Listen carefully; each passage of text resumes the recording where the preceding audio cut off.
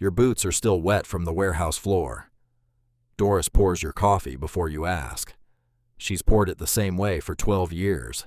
She thinks you load trucks for a living. She's not wrong exactly. Your phone buzzes face down on the counter. 4 words. Closing complete. 6,400 units. Yours. You flip it face down again. Same as always, hun? Doris asks. Same as always. The eggs come out wrong, the way you like them. The richest man in this diner is holding a fork with grease still under his nails, and nobody here will ever know it. You're 24. You run a forklift at a distribution warehouse for $36,000 a year. You grew up in a single wide on Route 12, Lot 14. Your mother still lives there. You know which neighbors fight, which dogs bark at nothing, which porch steps you have to skip the third board on. People say warehouse kid like it means something small. You grew up believing it. One Tuesday on your route home, you pass Sunrise Self-Storage. Half the gate lights are dead. The office trailer looks empty. You slow down without meaning to. The owner is Frank. Frank is 79. Frank lives 2 states away and hasn't visited in 6 years. He hasn't raised the rates since 2011. Everyone who drives past sees a forgotten storage lot with a broken gate. You see 240 units, 240 people paying every month for boxes they forgot they owned. You call the number on the faded sign. Frank answers on the second ring. He sounds tired before you say a word. You got the money for this, kid? Not all of it. Frank goes quiet, then he laughs. Nobody wants this place. Come on out. You drive 4 hours with $9,400 in a manila envelope, every dollar you've ever saved. Frank's kitchen table has a coffee ring shaped like a planet. He slides the paperwork across it. You sign your name 11 times. You walk out owning 240 storage units and a debt bigger than anything you've ever signed your name to. You also walk out owning something nobody else wanted, which is exactly why you could afford it. That summer, you fixed the gate motor yourself, 3 trips to the hardware store and a YouTube tutorial. You replace 40 broken locks. You repaint the office trailer the same beige it always was, because nobody notices beige, they only notice rust. You raise the rate $8 a unit. Nobody leaves. The first deposit clears, $1,800. You sit in the truck in the gravel lot and read the number 3 times. You tell no one. Not your mother, not Frank, not a soul. This is the last ordinary Tuesday you'll ever have without knowing it. 1 facility becomes 3. 3 becomes 9. Somewhere in there you understand the actual business. People don't pay you for storage. They pay you to avoid a decision. The couch from a divorce. The boxes from a parent who died. The boat they swore they'd fix. Nobody calls to cancel because canceling means deciding, and deciding is the one thing people pay to avoid. The rent clears whether it rains or it doesn't, whether the market's up or down, whether you're awake or asleep. $30,000 a month, then $70,000. You don't spend it. You buy the next forgotten lot. Then you notice the businesses nobody wants at all. A vending machine route behind 3 laundromats. A 2-bay car wash with a broken vacuum nobody's fixed since the Clinton administration. A dumpster rental company with 4 trucks and an owner who just wants to retire to Florida. The math is always the same, boring, ugly, and cheap, because nobody else is bidding against you for things that embarrass them to own. Your buddy Marcus asks what you've been buying. You tell him. Storage units, vending machines, a dumpster company. He laughs so hard he has to put his beer down. Man, rather you than me. You let him laugh. You don't tell him what the dumpster company alone clears in a quiet month. You don't tell anybody. The facilities get bigger. The conversations get smaller. You could afford any house in the county. You stay in a 2-bedroom rental on Birch Street.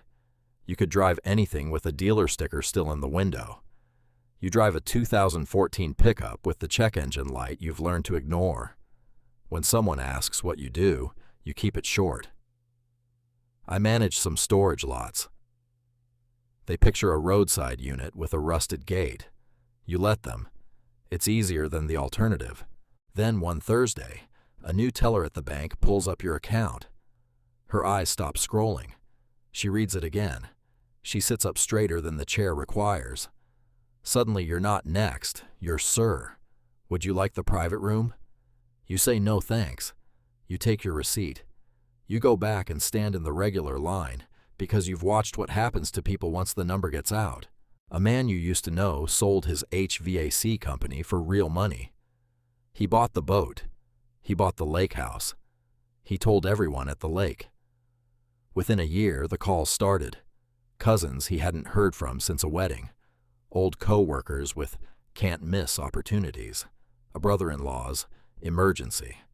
He spent more hours saying no than he ever spent enjoying yes. You watched it happen once. You decided it would never happen to you. It's your 52nd birthday. Nobody calls because nobody knows the date. You drive across town to a dealership you've never set foot in. A Range Rover sits under the showroom lights, paint so clean it looks wet. A salesman named Derek glances at your jacket, glances at your boots, and decides who you are before you open your mouth.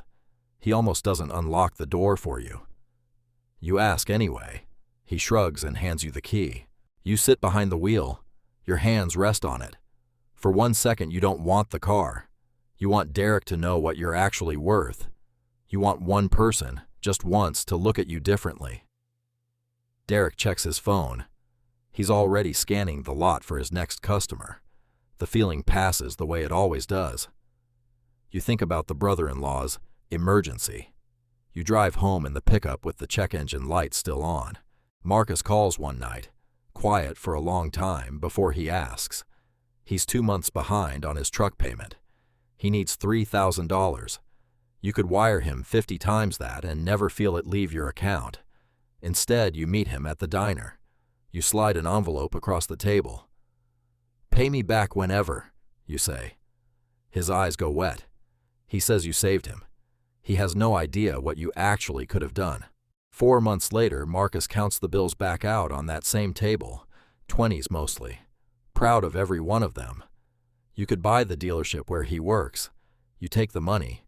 You say thanks. That part, watching him pay back $3,000 he worked Saturdays for, stays with you longer than any closing ever has. Your mother still lives on lot 14. You've offered to buy her a real house twice. She says no both times. This is home. You see her every Sunday. She still tucks a 20 into your jacket pocket at the door, in case things get tight. You take it every time and say thank you. You own storage facilities in 4 counties. She thinks you're getting by. You let her keep thinking it. Her name was Sarah. 2 years together. She asked why you never spent money, why you flinched every time work came up. One night she decided you were hiding another woman. You weren't. You were hiding the spreadsheet. She gave you every opening to say it. You couldn't make the words come out. She packed one bag and stood at the door with her hand on the handle. "What are you hiding from me?" You said nothing. She left. Years later, it isn't the leaving you replay. It's the silence right before it. It happens on a Wednesday. You're at Sunrise, the first lot you ever bought, kneeling in the gravel with a can of WD-40, fixing a unit door that's been sticking for a year. Your phone rings. It's Lauren, your accountant. 11 years, never any small talk. "It crossed this morning," she says. $350 million net. You say okay. She says she'll email the statement. You hang up and finish the door track. It rolls smooth again. An old man 2 units down nods at you like you're just the maintenance guy. You nod back. Your first deposit was $1,800. You counted it 3 times. This number you don't count at all. You sit on the gravel for a minute, the same patch you repainted with a borrowed sprayer half a lifetime ago. You thought a number like this would feel like arriving somewhere. It feels like a Wednesday. You get back in the truck and drive the loop past every gate, watching the lights you fixed yourself still working, one after another. Saturday morning, you're back at Doris's counter. Same stool, same order. She's still talking about her grandson's baseball season. She still thinks you load trucks for a living. She tops off your coffee without asking. You leave a 20 on a $12 tab and tell her to keep it. She thanks you the way she always does, like it's just a good tip and not a rounding error. You walk out to the truck. You don't start it right away. You think about Marcus counting out 20s he was proud of. You think about your mother's 20 in your jacket pocket. You think about Sarah's hand on the door handle. You think about a birthday nobody knew to call about. You built $350 million and you told almost no one. If you went back to that gravel lot with the dead gate light, knowing everything it would cost you, would you do it again?